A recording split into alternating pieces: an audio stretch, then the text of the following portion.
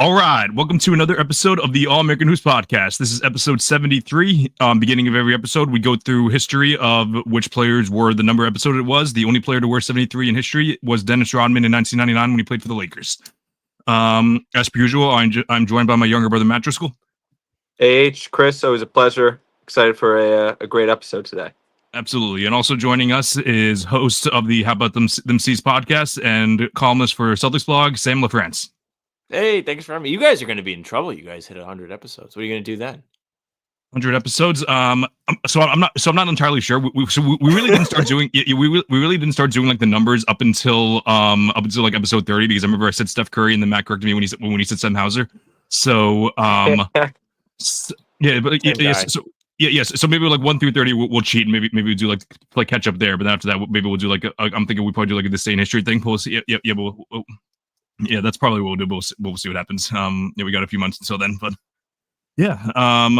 We got an awesome show ahead of us. John will be joining us in a little bit. But obviously we're winding down the end of the season now, so we're super excited for that. But yeah, until then, we do have a couple things to talk about. And since the Celtics are our favorite team, and Sam does work for does like some certain things for the Celtics,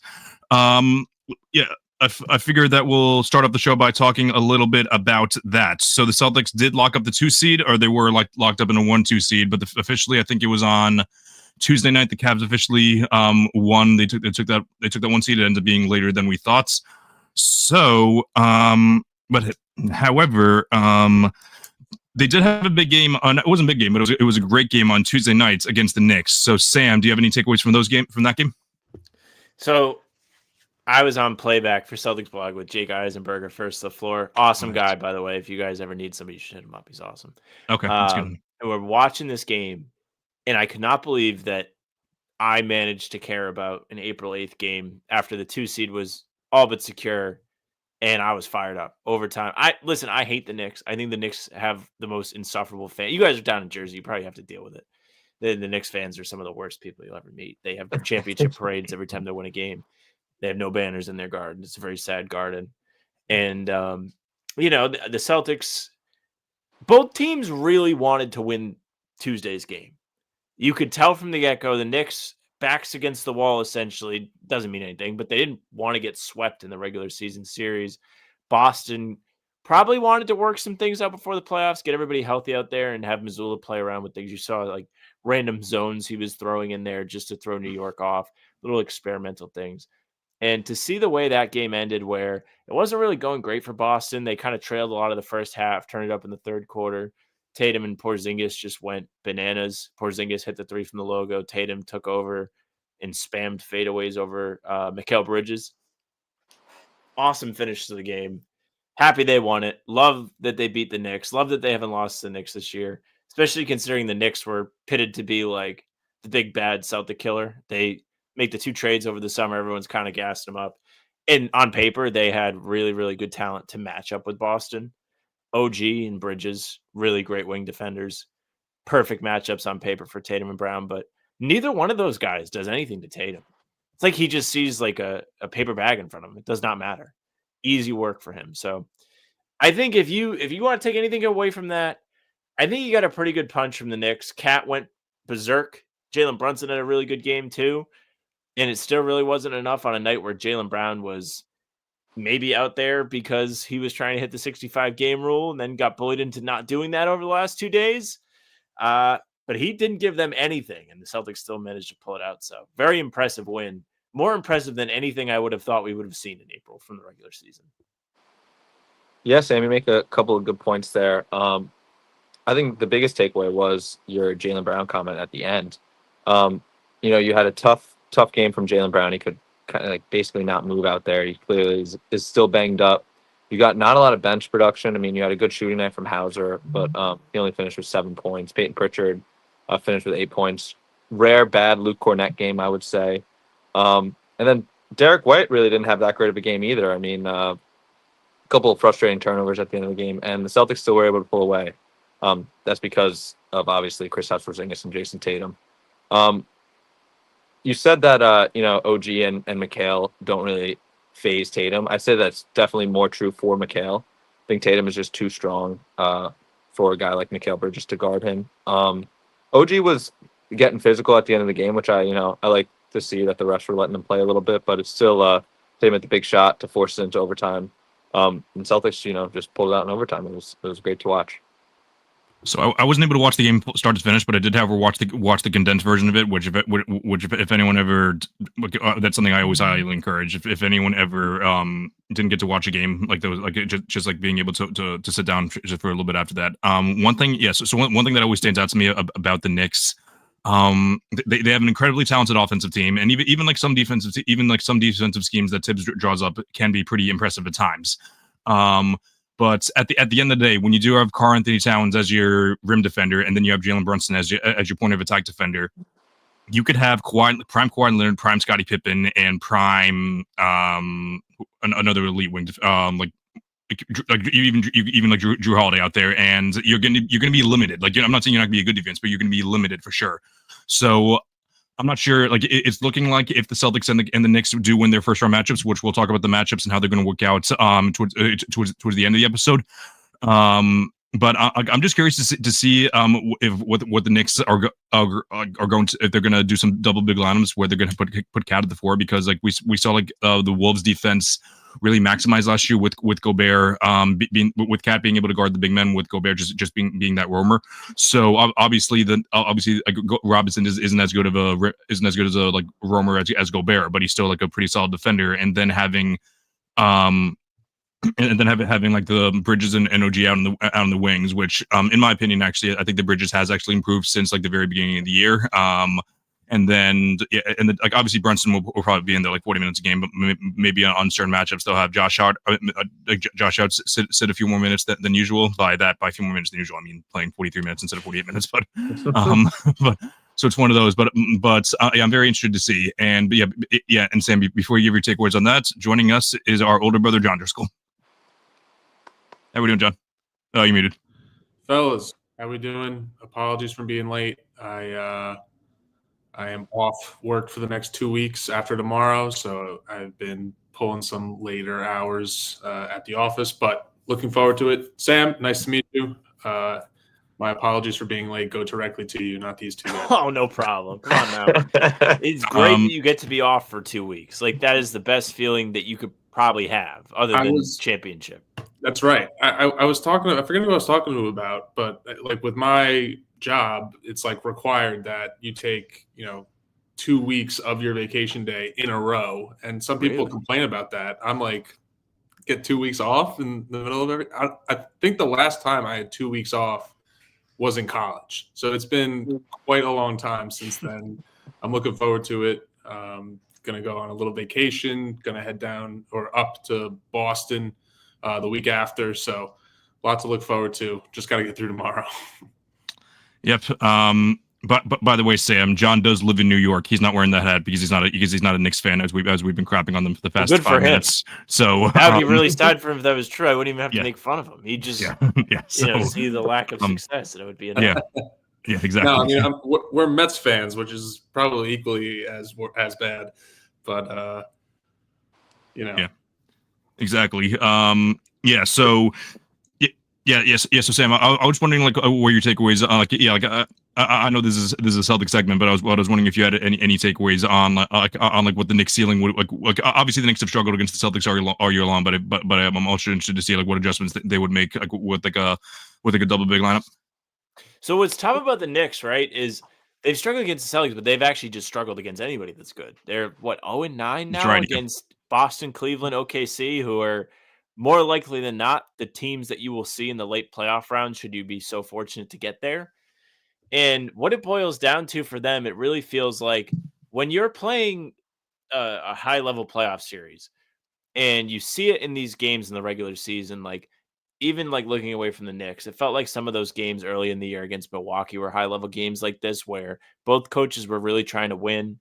They would deliberately target certain players on each side of the floor, like Dame for Milwaukee. But with New York, the tough part is your two best guys, Brunson and Cat, aren't the most ferocious perimeter defenders, right? Like Brunson is by no means Trae Young. He's physically able to defend, but he just doesn't quite have the size to be a real problem.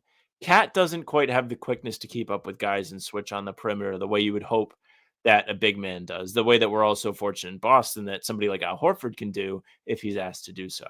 So when you end up in a playoff series, you're going to have that picked apart. And if you're New York, you can't really turn away from those guys because they're your main source of offense. Not to say that some of these wings, OG, Mikal Bridges, have shown that they can get buckets. OG has played really, really well over the last month or so, scoring about 28 points a game. He's been really sharp. Bridges, up at that weird season for Bridges. They trade all these picks for him, and he's just only playing well if the game's already decided in the fourth quarter, usually. That's all the Knicks fans talk about, is how much he's just garbage time Jordan. So, listen, for them to be successful, it feels like it's going to take a little bit of luck, because I don't think they have the roster to be at the same level as these other teams are. We have a friend that's like a mega Knicks fan, and he his take on Mikal Bridges is that he's like that one friend that tries to bring his college friend into his high school friend group and thinks that things are going to mix well together, but it just doesn't end up happening. But now that now, but we touched on it a little bit with Jaylen Brown. So I'm just wondering with Jaylen, obviously he's not playing tomorrow night against the Hornets, so he's going to be disqualified from making an All-NBA team. Which that being said, I think the way that he's played the past maybe a month is a little too much, but definitely the past couple weeks, I feel like he wasn't going to make it anyway, given the circumstances. But I'm just wondering, I guess John or Matt, I was wondering what's your level of concern for Jaylen, for Jaylen's D? You want me to go, John? Yeah, okay. I wrote in my notes, I am a little concerned about Jaylen's knee. I was like, oh, it's fine, it'll be fine. And then, he obviously wasn't playing well, and he had those couple comments to the press that, he isn't 100%. He is playing a little banged up. And then the Knicks game really concerned me because he wasn't moving well. Obviously, he didn't play well. And it kind of just seemed like he was playing for the 65-game requirement. I mean, there's only 2 games left in the regular season, I believe, right? Only 2. So there's not a lot of time for him to get healthy for the playoffs. So I am a little worried. I think he's going to play through it no matter what he's battling. It's just the level that he's going to play at. Yeah, I would say there's definitely a level of concern, maybe not to the extent that most people or even you said, Matt. For me, I think that you're seeing a guy kind of go through or playing through pain, and I'm just hoping that it's something that almost gets worse if you don't give it that week or 2 to kind of rest it up a little bit. And I'm hoping that's what he's doing now, because we're less than a week out from him having a 31-point game and playing great last Friday, and he did that on that knee. Now, like you said, concern definitely kind of rose a little bit with the Knicks game. I think he was definitely trying. He probably worked out a little bit and said, let me get 20 minutes and we'll see where it goes from there. And then, as we know, he didn't really get any crunch time, didn't play in overtime.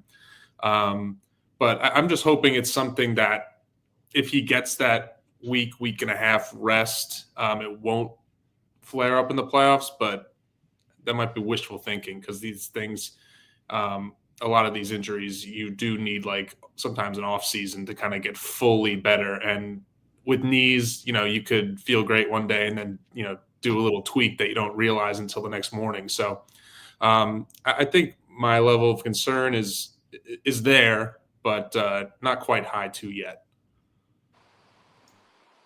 Any takeaway, Sam, on that? So the Jaylen thing is, I hate the Jaylen thing because I flip-flop on the Jaylen injury. I initially was full, I don't know why he's playing. I hate that he's playing. He needs to rest.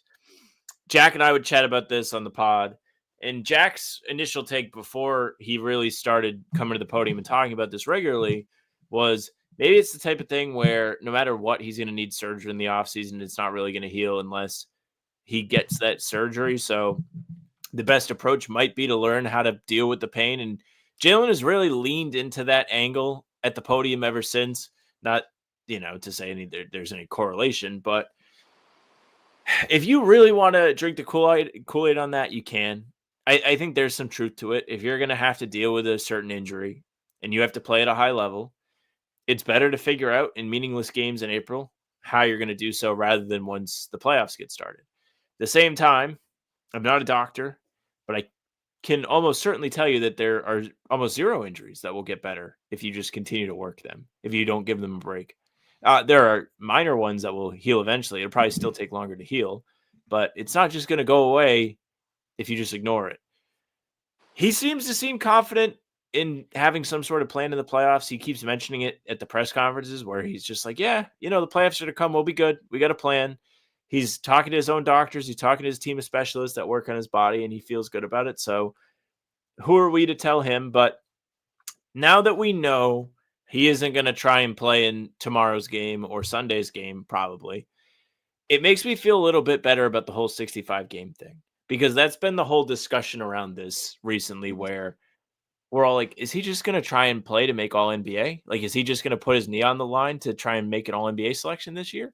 And if that was the case, it would have looked really bad for Jalen. And maybe it was the case up until yesterday afternoon, because he plays the Knicks game like you guys talked about. And it was very discouraging. Didn't look great.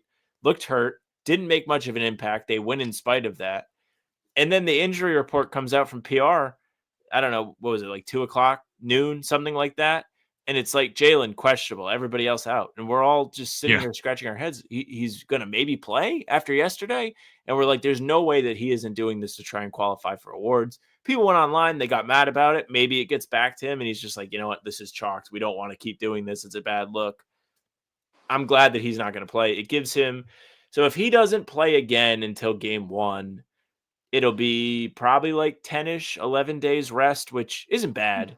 Hopefully he feels a little bit better, but it's not a good situation. It's probably going to require some sort of procedure to make him feel better. But he hasn't said what the injury is, so I don't really know anything about that. Yeah, so the game was on Tuesday and he didn't play last night, and now assuming that he's not going to play tomorrow and on Sunday as well.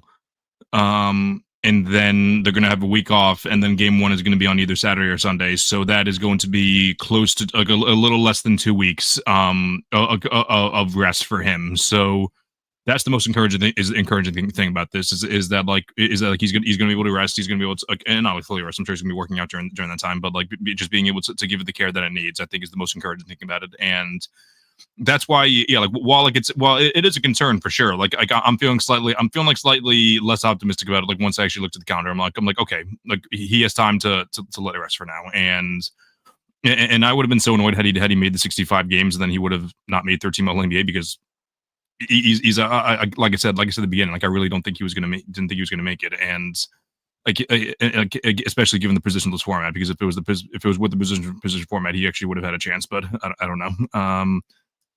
We'll talk. Actually, we won't be really talking about the Celtics later with the seedings, because everything's already set with them. But before we talk into the seedings aspect of it, I did want to talk about Mike Malone, given that was a big piece in the news the past couple of days, and So obviously the Nuggets have had a long timeline with Malone. I don't know how long he was with them. A long time. I don't know. I forgot which year it was off the top of my head. But he's the winningest coach with them in history. Led them to their first ring. Led them to multiple top seeds. And after all of that, they decided to quit on him. With less than a week left into the season. And I'll just get usually I pass up, but I'll give my opinion on it right away. I just think there's a huge problem with getting coaches such short leashes in the NBA. You really don't see it with any other league. Like maybe you see it a little bit with the NFL. In certain teams, especially if they're underachieving. But someone made a video on this the other day. Just imagine if the Rams ended up firing Sean McVay after making the Super Bowl, and then after that, just losing, and after that, they have a couple of disappointing seasons, and they got rid of him. I just think that it's a bad practice overall. It's bad for organizations, it's people to build teams, not giving them the chance, especially when you have a successful coach like Malone. And I'll let you, I have a couple more thoughts, but I'll let you guys give your thoughts on the situation. I mean, obviously, first of all, it's tough to see a fellow Loyola Maryland Greyhound graduate, unemployed. Thoughts to Mike Malone.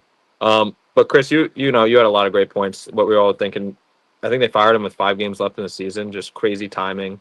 I mean, it was also like it kind of is a similar situation to when the Grizzlies fired Taylor Jenkins, except that Mike Malone won a ring with these guys 2 years ago. They cleaned house. They also fired their GM Calvin Booth, which makes more sense, I think, firing the GM instead of the coach. They're $5 million under the second apron this year, but next year they're in cap hell. So I guess like that's why they're not spending. But you mentioned it, Chris. They kind of quitted him. It seemed like they lost the locker room. I mean, there's a ton of reports coming out now that are like the players were upset of how he gave Jokic and Jamal special treatment and how he favored Russell Westbrook in crunch time. I mean, obviously some of these reports, it's one side. Like, who are you going to believe, the team or what? Like Mike Malone, like whatever. You don't know if it's fully true, but I mean, the Nuggets were their past 25 games before last night were under 500.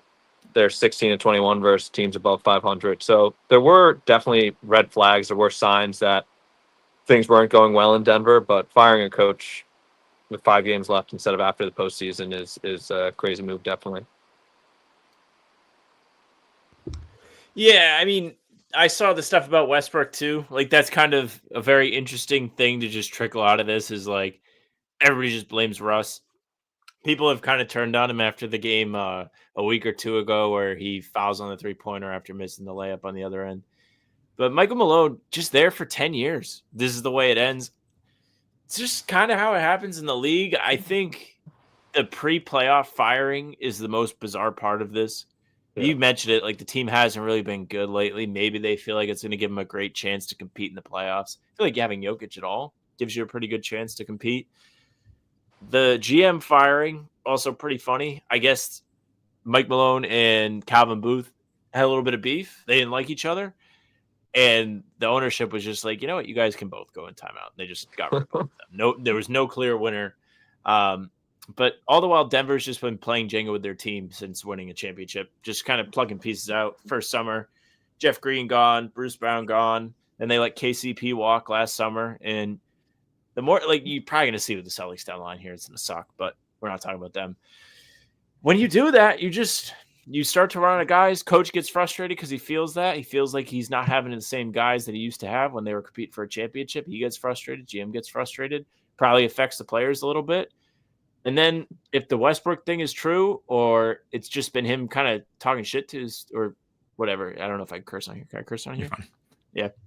Talking shit to his guys at the podium and calling him out and stuff, and they've kind of had enough, then they just might not respond to him anymore. Maybe it was the right move. We'll have to see how it goes for them in the playoffs, but I really don't know how I feel about the pre-playoff stuff. Even with Taylor Jenkins, thought it was so weird. The front office had it out for him the whole year. All the reports coming out that they fired the whole coaching staff last summer, and everyone kind of knew it was coming.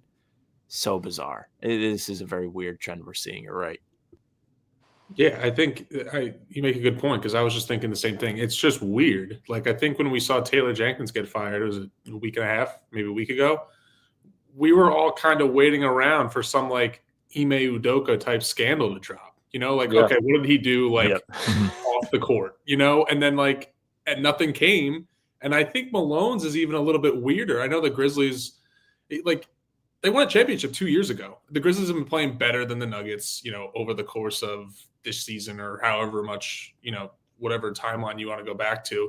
And they definitely have more promise going forward. But I think the Malone one is even weirder. Like you said, 10 years with them, and even if you thought that, and I think Nuggets ownership probably assumes they're not going to be, they're contending, but they're not going to be like the overwhelming favorites come out of the West or win a championship. But even if you think that there's a 1% chance, wouldn't you want to maybe do right by the coach that's been there for so long, and because in all likelihood, the Nuggets are not going to win the championship this year. Wouldn't it be nice to at least just have him finish out the season and then do a retire, resign kind of, or parting ways, something nice like that. I think it's just a bad look for the Nuggets as a whole. I do agree with them firing the GM though. It's that sure. roster outside of a handful is tough to argue against. But I think it's weird. It's a shame too. I know it's like a players' league, but like I just think the leash is on some of these coaches. It's such a reactionary league too. Like I just think coaches do have more power than I think people assume, and they do have a lot of impact on the game. But at the end of the day, like I said, it's a players' league, and the coaches do seem to be like taking a lot of the blame and not much of the praise at the end of the day. I'm gonna sound like an old man, like, which I already did earlier a little bit, but I'm gonna sound like an old man yells a cloud thing. But like, I'm tired of every single excuse that I've heard for coaches in like the past. Like every coach that gets fired, it's like, oh, he lost the locker room. Okay, the player should stack up and listen to the coach, especially when this guy just won a championship. He's been in the league for a very long time. He has a great relationship with the star player. It's not always the coach's fault if he lost the locker room. It's the player's fault. And I feel like players aren't really like don't get me wrong. Like obviously, like you hear like guys from like Shaq and Chuck, like those guys criticize the players all the time. But I just feel like people are just so quick to blame the coaches whenever they don't know if they can blame the players or not. And you mean to tell me that like I'm not going to name names because I don't really know which Nuggets players are the ones that were blaming him or whoever it was. But like again, like old man, just listen to the coach. Like he probably knows what he's talking about. He's been doing this a long time. Which I understand. Like these guys are playing at a higher level than Malone ever has been, but he's been coaching a very long time, and I'm pretty sure that which I think that fans of teams should start looking at my articles and takes from the preseason if they want to get nervous over it, because last year I had Darvin Ham as the coach of the year. He got fired.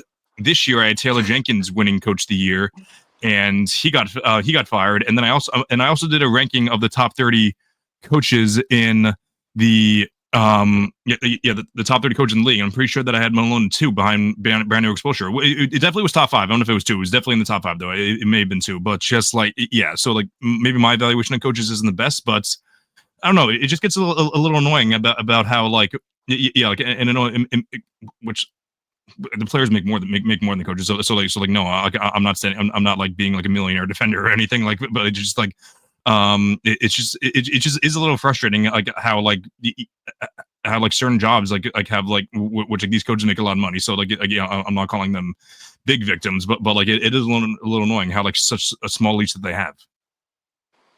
It's funny, like if you think about like any job and you're like, hey, would you listen to your boss and really respect him if you knew you made more money than him? The answer would probably be no a lot of the time. Just not to say you would never respect that person, but when push comes to shove, you're just like, well, like I make more money than you, so what do I care? And there are just points in time where that is what happens in the NBA, and it's sad. There's no real like way around this. You have to pay the stars. I think the stars deserve the money. They're the ones that people come to see. That's Absolutely. The reason why the teams are worth so much money, and the jersey sales and ad revenue and just anything you want to point to money. The players are the ones responsible for it. But yeah, it's always like funny. The money situation is just never going to be in favor of the coaches. Very tough. Exactly. Go ahead, Chris, if there was just like a couple of comments like about the Nuggets locker room. You say like losing the locker room. Like, I don't know if you guys saw the clip of Westbrook talking to the media the other day. Like they asked him a bunch of questions, and every answer he was just like, "Yeah, I don't know. That's tough. I don't know. That's weird. Like I wish I could tell you." And then like there's a clip of like Christian Braun invited all the guys over for dinner. They asked Michael Porter Jr. about it, and he was like, "Oh, I didn't know they did that. Like that's crazy." And it was like he like laughed about it, but it was just like awkward. Like it's just like weird vibes in Denver. So I don't know if Sam or John said this, but about their momentum heading into the playoffs or their outlook going into the playoffs. But I do not think it looks good. I don't think firing the coach is going to benefit them at all. John and Matt, I don't know if you saw the Sam just private chatted us a tweet. I don't know if you guys saw it. So from Sean Wright, breaking UConn head coach Dan Hurley and the Denver Nuggets have mutual interest in the Nuggets head coaching position. So just tell me Hurley is expected to meet with the Nuggets brass soon. We love Dan Hurley on this pod. I just want you to like we're big St. John's fans, so we love Dan Hurley. Yeah. Yeah. That was very. I just want to know that we do not like Dan Hurley actually because no. yeah, we're big St. John's fans. So Hurley used to coach at URI. He rocks. I went to URI. He was there when I was in school, man. Okay. He did, yeah. Yes, he's a psycho. Yeah,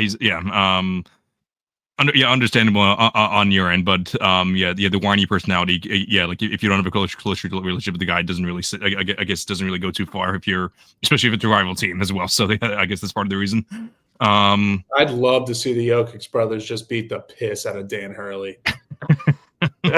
He mouths off to Jokic one day, and they just come piling out of the stands. No, I'm not advocating for violence here, but they just keep getting bigger, the Jokic brothers. Every time you see him, they get like bigger. The Mario mushroom. It's nuts. They make Jokic look small. It's unbelievable. It's ridiculous. But if I'm Dan Hurley, I know this is totally off topic of the NBA, but if I'm Dan Hurley, I'm never leaving UConn. I mean, like he turned down the Lakers job, which obviously coaching the Lakers is like one of the hardest things to do. It's different than coaching the Nuggets, but I don't know. You're like a legend in UConn. You're loved there. Like you got your family set up. You got a contract. I don't know how many years it was. It might have been a lifetime contract. It was something crazy that he worked on with UConn. I don't know why he would ever leave there. Yeah, definitely agreed. The Grizzlies and the Nuggets coaching jobs are going to be very interesting next year because both of them are very good teams, and or compared to the rest of the league, I should say. So it'll be interesting to see which ones they go after. I don't know if they're just going to stick with the Grizzlies. I think are definitely going to stick with their interim head coach, but I'm not sure what the Nuggets are going to do if they go after a guy like Budenholzer or I don't know who else would be on Mike Brown or who else would be on the market there, but it'll be interesting for sure. If the Knicks have an early exit, you might see them go for Malone. Yeah, the Queens guy. Yeah, could see Malone go there. Hopefully, and I know that Sam Cassell is likely going to leave in the offseason for a head coaching job. Yeah, like especially if there's probably going to be like 5 or 6 teams open. He's definitely one of the best ones out there. But yeah, I hope that he stays. But we'll see what happens there.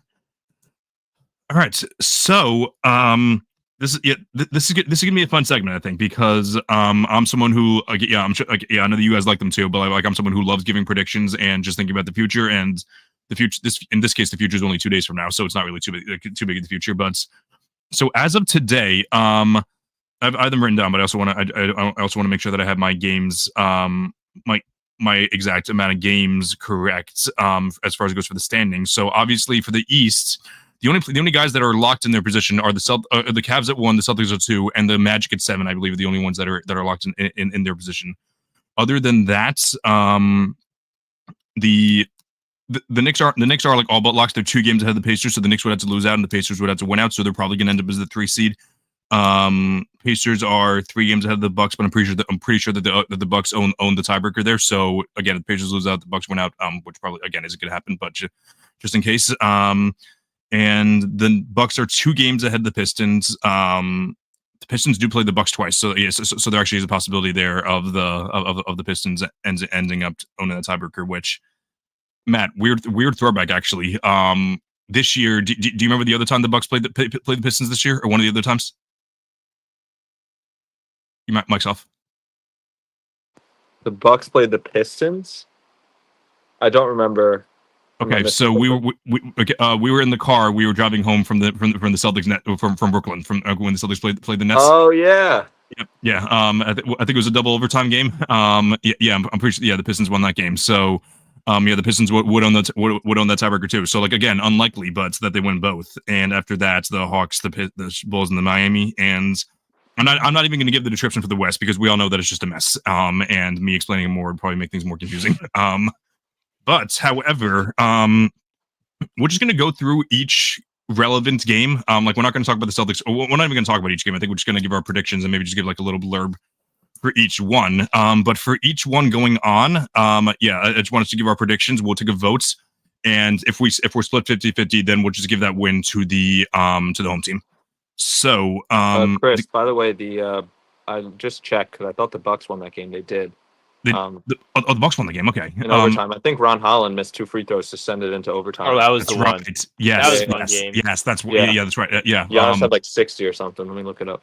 59. Yeah, it was. That's right. Yeah, that was one of my. Yeah, that was one of my rare sunshine moments when I had Giannis on my fantasy team. But yeah, I do remember that. Because I remember, you guys rightfully bullied me the entire season for picking the Bucks to make the Eastern Conference Finals, and I was happy that the Bucks were winning this game because which I never root for the Bucks, but I was rooting for myself to be right more than anything.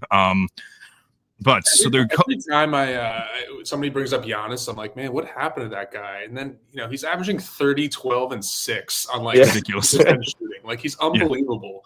And I don't know. I guess there's really just not the roster depth that he had in 2021 when he made that push.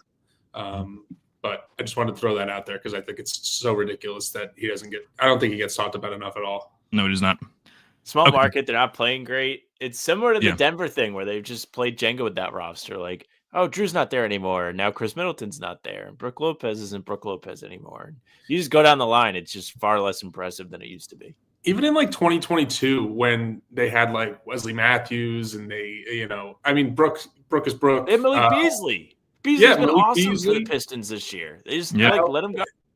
And I know that they were missing. This was the Bucks fan on Twitter's number one go-to excuse was that they were missing Chris Middleton.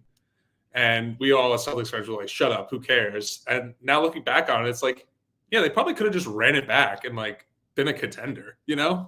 It'd be interesting for sure. The Bucks are playing right now. They're losing by 3 to the Pelicans in this with 10 minutes to go in the second quarter. I guess we could take a vote on that game. Do we think the Bucks are going to win that game, even though they're down 3 in the second quarter? Versus the Pelicans tonight? Yes. Yeah. Pelicans. I'm going to say yes. The Pelicans don't have anything to play for. They'd like to lose, probably. Actually, they like to lose. Yeah, exactly. Yeah. So I think we'll chalk that. We'll pencil that in as a win for the Bucks. I'm keeping track of how many more wins each team will have. So that's why I'll be writing it down as we go along.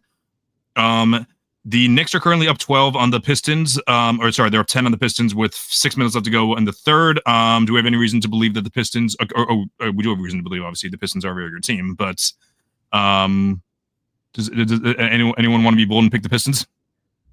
Pick the Pistons. I love the Pistons. You want to take the Pistons? Yeah, I'm dying to see Pistons Knicks in the first round. I just think it'd be so fun. It would be fun. It'd be a really good energy series. For sure. Be a really, really good series. Who would you guys take? So we'll do I want to do predictions for the series. After the segment. But for now, I'm going to pick the Knicks in this game just because they're up 10 and I think they want to lock up this 3 seed real quick. So I'm thinking that's why.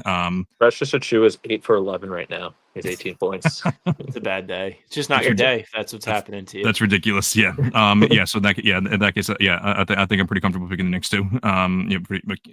Pretty there. The Cavs are currently up 2 on the Pacers with 2 minutes left to go in the third.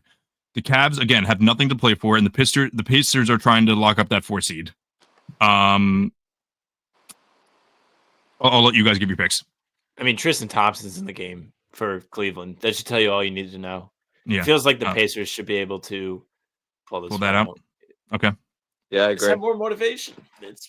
Okay. Yeah.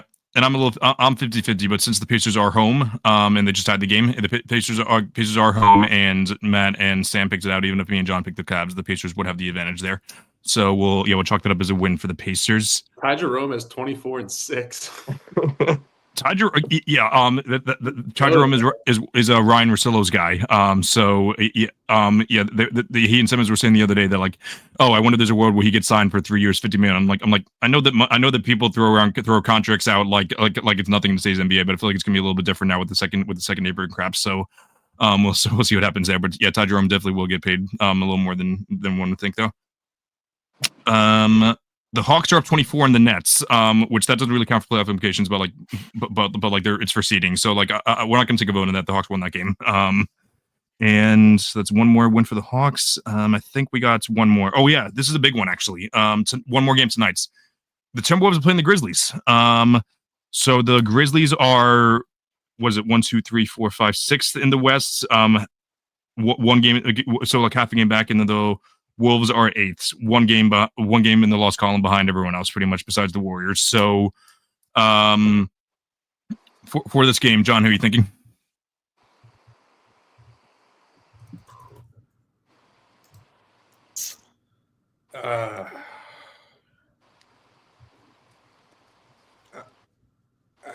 Is this as close to a pick'em as you can get? I mean, I don't even know. Spread's 2.5. Wolves are favored. Yeah. Okay, that makes sense. Oh, Wolves are favored on the road, though. Yeah, that's interesting.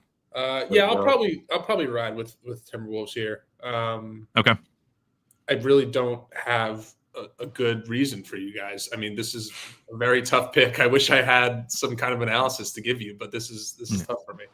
I'm going to pick the Wolves as well. I think the Grizzlies haven't beaten anyone good in like a month, I think. Their record. Taylor Jenkins again. Beat me to the punch.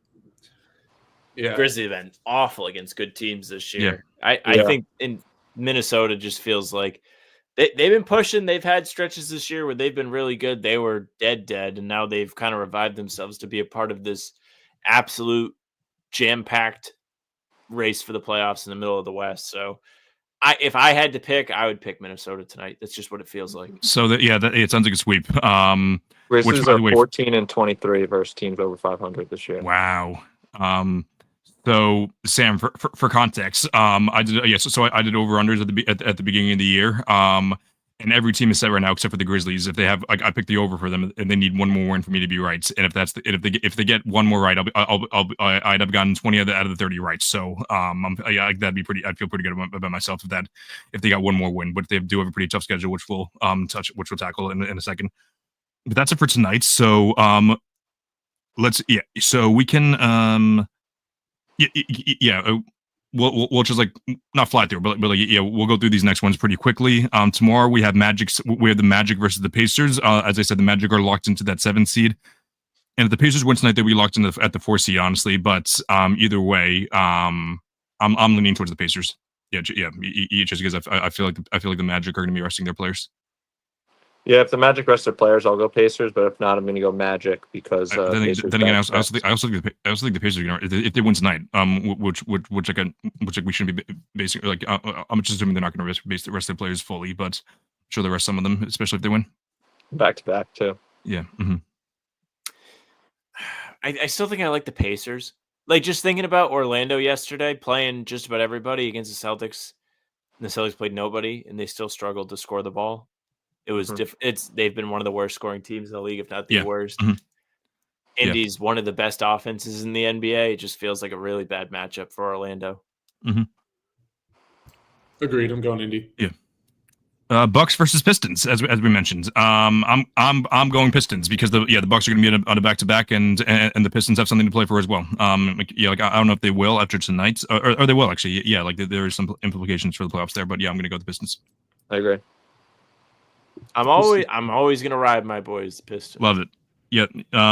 Like every year I have a team I root for. Like Matt picked the Blazers this year. I think my team was the Pistons, and I was very happy about that.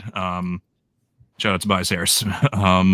So next we got the Hawks versus the Sixers. The Hawks are by millions tonight, and credit where credit's due for the Sixers. They know, they knew they had to tank, but maybe a little bit later than they should have, but.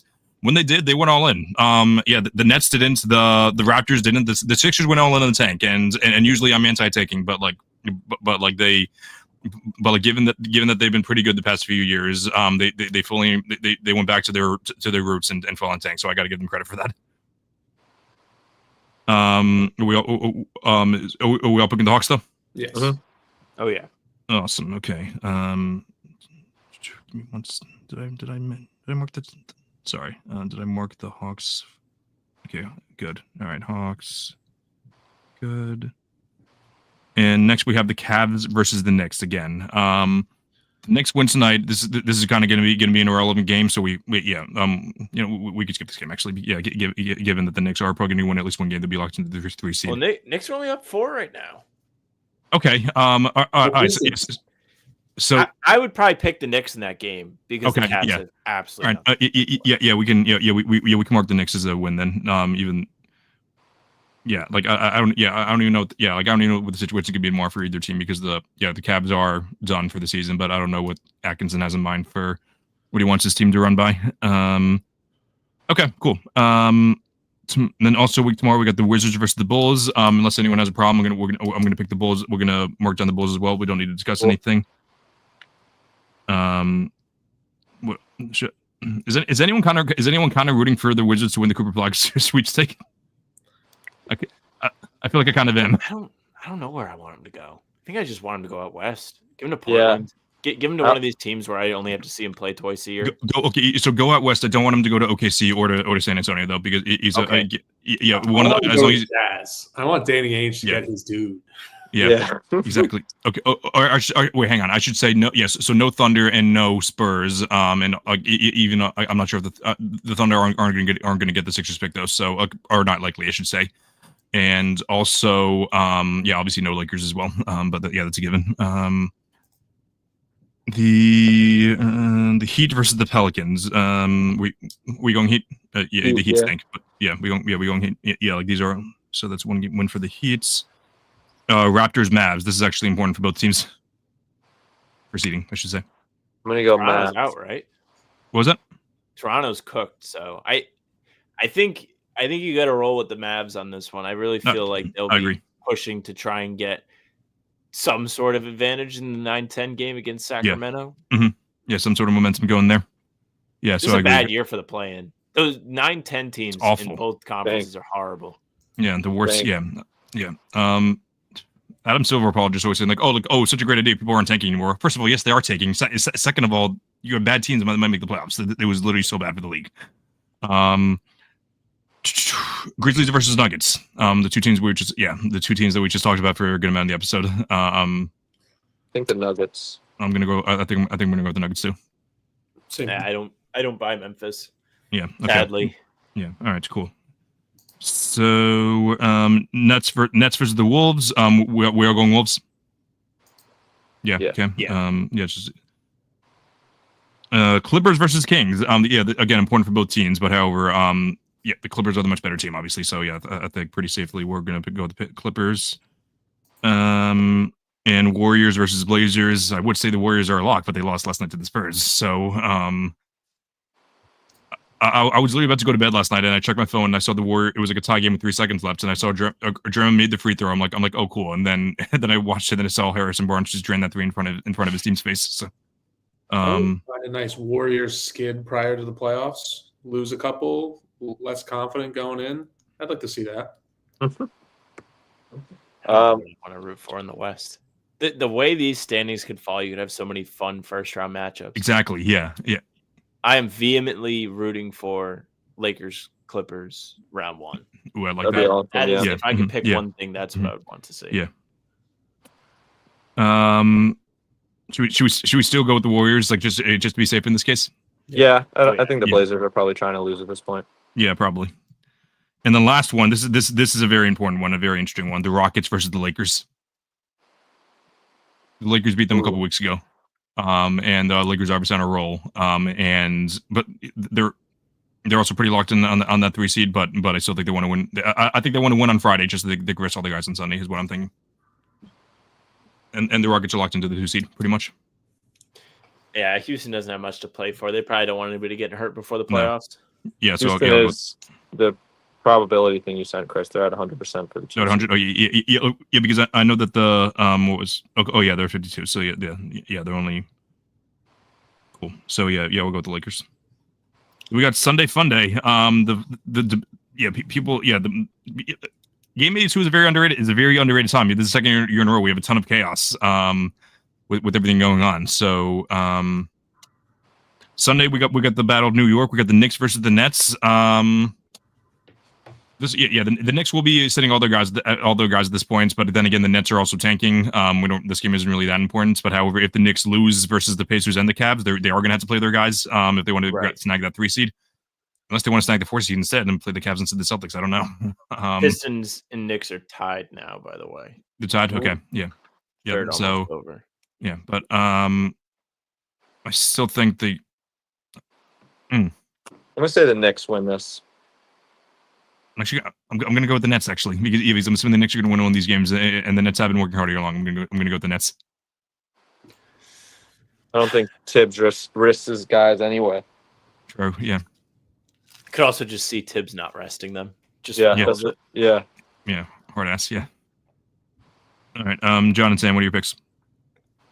You I'll guys pick want the Knicks. okay. Assuming they need to win, I think they'll come to play. Okay. Wait, John. I think it's going to be the Nets solely because that would be funny. And the Nets are that's tied 2-2. The Nets have the home game, so the Nets. So we will be picking the Nets to win that game in the next. But I think we already picked the Knicks to win 2 games though. So yes, so like if our situation is right, then yeah, the Knicks will be sending their guys anyway. So this one I'm not sure is too important. I don't know because the Hawks would have already won 2 games in a row, so I think that would have won them the 8th seed at that point. But either way, they're playing the Magic, who are already locked into that 7th seed. So I'm thinking both teams are going to rest their guys if they're already locked in the 8th seed. If they win, they're going to win tonight. They're probably going to win tomorrow as well. So do you want to just call this a throwaway and just go with the Hawks? Probably. Yeah, Sure. yeah. Let's go. Yeah, we'll go with the Hawks. And then next one, Pistons, Bucks again. I'm pretty sure we all picked the Pistons last time. I'm probably going to go. They split it. Split it. Yeah. So I'll go with the Bucks for this one then too. Cool. And they are home, so that would mean the Bucks there. We also have Pacers, Cavs again. Again, this is if the Pacers win tonight, which I don't know if they are or not. What's the score of that game? Was it Pacers tonight? Yeah, 93-92. Okay, Cavs. 1 point game, and they're going to win. If they don't win tonight, they're going to win tomorrow against the Magic. So yeah, again, this is a throwaway game at this point. But what are we thinking?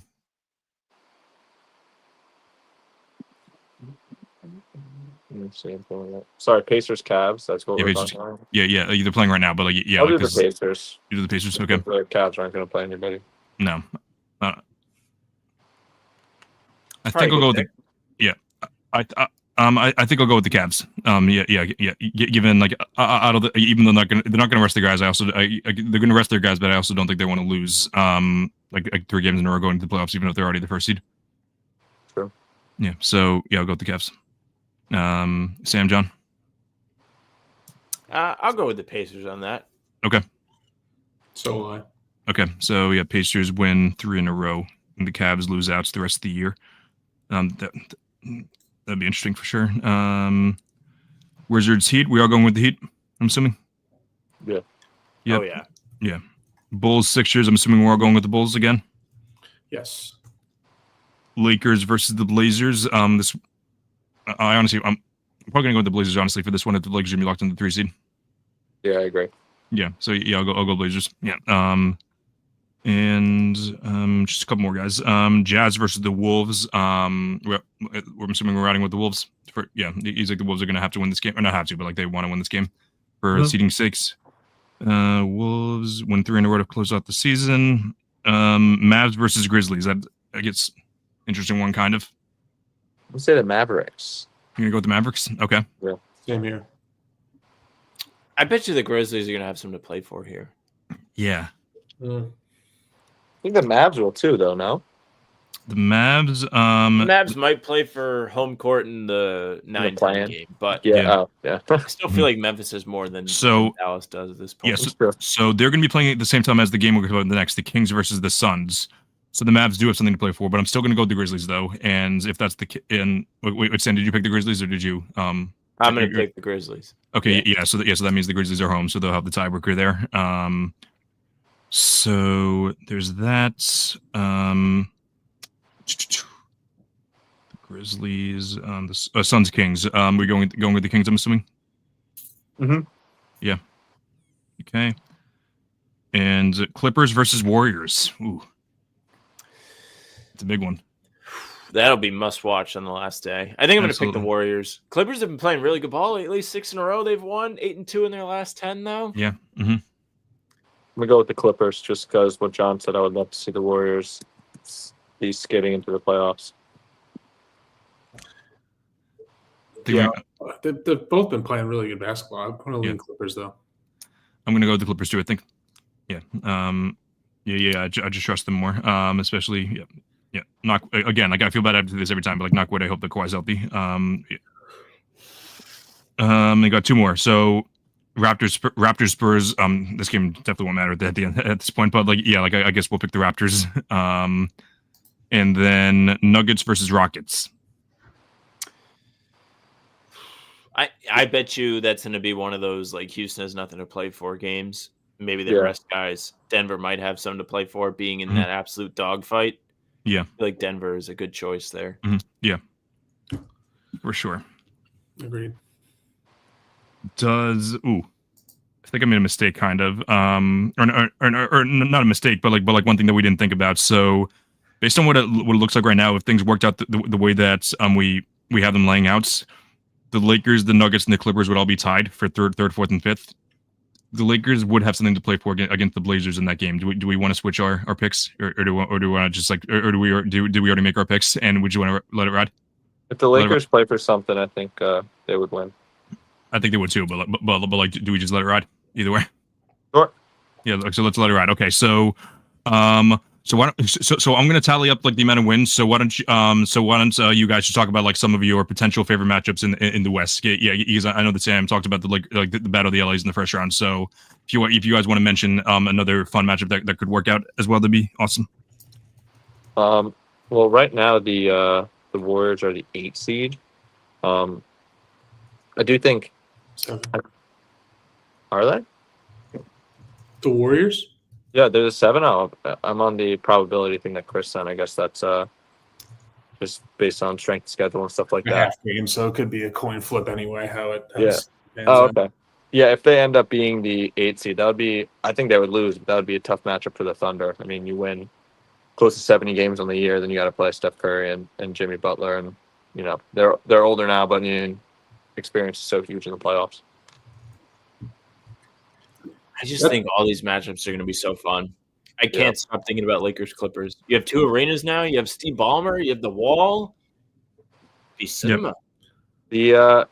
The Wall has worked this year. What are they? They're 30-11 at home. I think they started 0-4 there too. Oh yeah. 30-7. Throws in the end. It's super cool. Say it again. Guys can't shoot free throws on the end of the floor. Oh yeah. Cool. You have a high chance of seeing Lakers Clippers, and you also have a possibility of Lakers Warriors. And I think that'd be like fun, like that would be really exciting to watch. Yeah, the league definitely wants that. Warrior Lakers. I'm just looking. I really want the Clippers to go far, but I just don't. I think they could beat the Lakers, but then the second round, who would they play if they would be? So that'd be 5 down. That would be a 3-6 matchup if it happens, probably. Yeah. So then they play the Rockets. They could beat the Rockets. I was just looking at who's their 6th seed, and 5 teams could be the 6th seed by this time next week.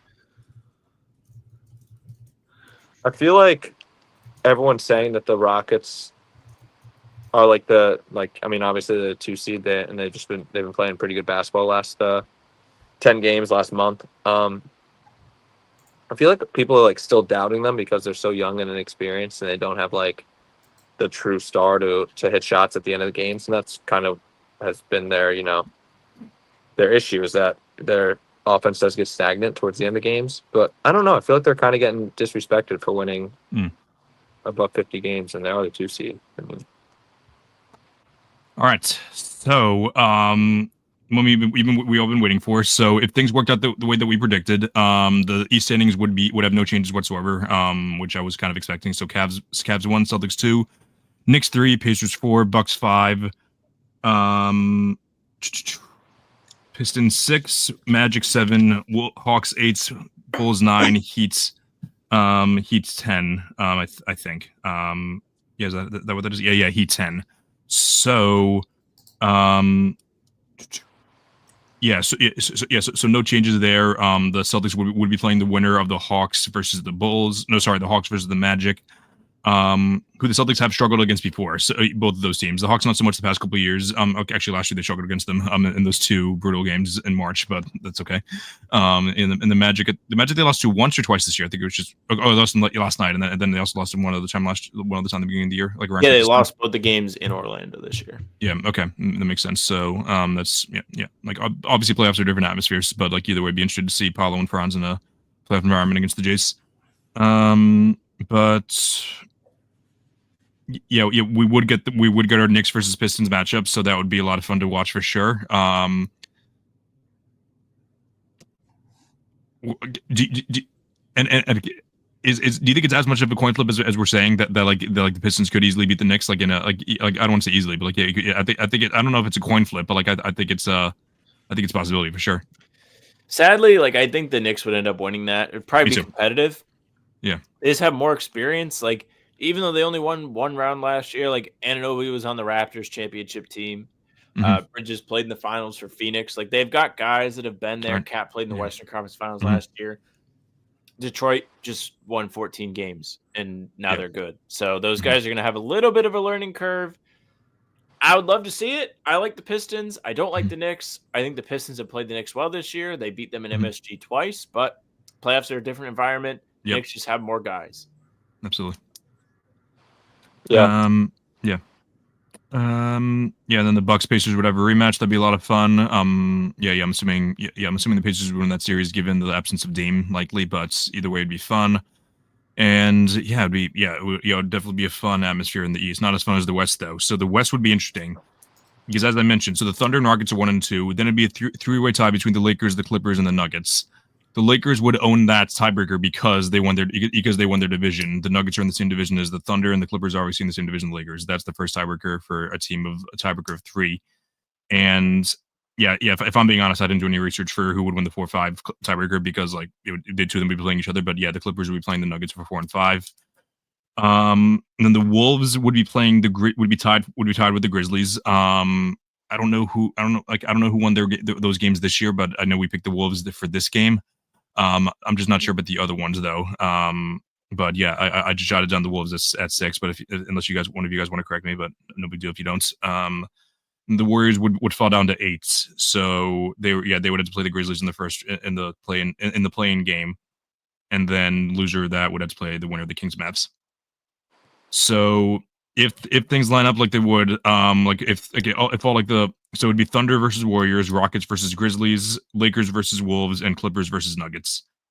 If I'm being honest, that doesn't sound as fun as we initially predicted as the initial thing. But however, this we all know that something's not going to work out. Obviously, like we're not going to be 100%, but one of the Rockets or the Grizzlies would make the I would pick the Warriors in the playing game over the Grizzlies easily. So like that would be one thing, but. Yeah, like one of the Rockets or the Grizzlies would be in the second round, so that'd be interesting for sure. Cool. Any other takeaways on like certain matchups that could work out? I was kind of listening to what you guys were saying. But either way, playoff basketball is right around the corner, and we're all super psyched. It's the best. Oh yeah. Cool. So Sam, as I told you in the pre-show, John, Matt, and I will more than likely be in Boston for Game 2, is what it's looking like. Hopefully it's I'm hoping that it's on Monday, but if it's on Tuesday, that's no big deal as well.